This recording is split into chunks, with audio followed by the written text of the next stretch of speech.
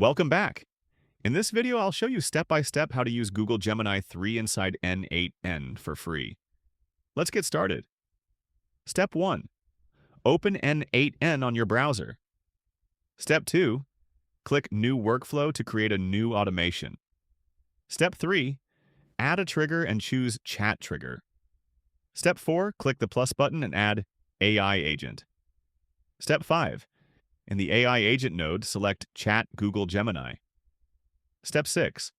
Go to the Credentials section and choose Cardinality to create new credentials. Step 7. Open a new tab and search for Google AI Studio. Step 8. In Google AI Studio, click Get API Key.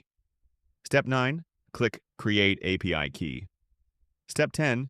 Enter a name for your key and choose your imported project. Step 11. Copy your API key once it's generated. Step 12. Go back to N8n and paste the API key into the Cardinality credentials.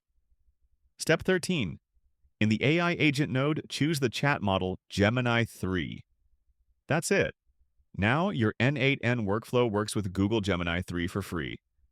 Don't forget to like and subscribe for more tutorials.